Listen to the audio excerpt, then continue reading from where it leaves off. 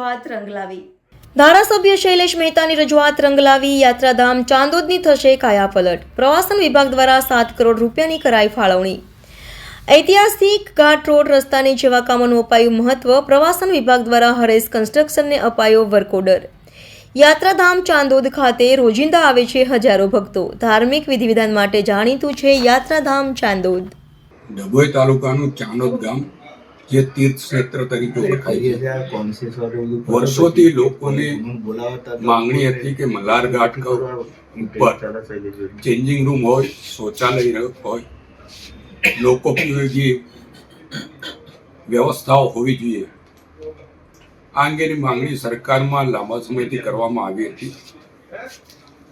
આ અંગે ગુજરાત ટુરિઝમ કોર્પોરેશનને મુખ્યમંત્રી દ્વારા સૂચના આપવામાં આવી હતી અને ગુજરાત ટુરિઝમ કોર્પોરેશન લિમિટેડ દ્વારા એનું ટેન્ડર બહાર પાડવામાં આવ્યું અને ટેન્ડર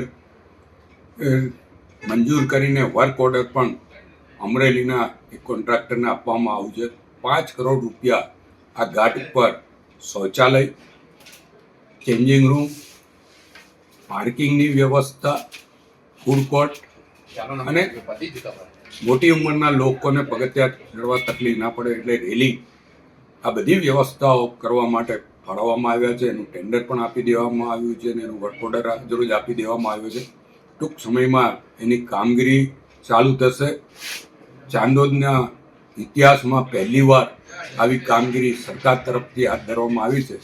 હું ચાંદોદ ગામના ધારાસભ્ય તરીકે સરકારનો આભાર માનું છું અને ચાંદોદ ગામના નાગરિકો અને જે યાત્રિકો મા નર્મદાના દર્શન કરવા જાય છે એ તમામને અભિનંદન અને શુભેચ્છા પાઠવું.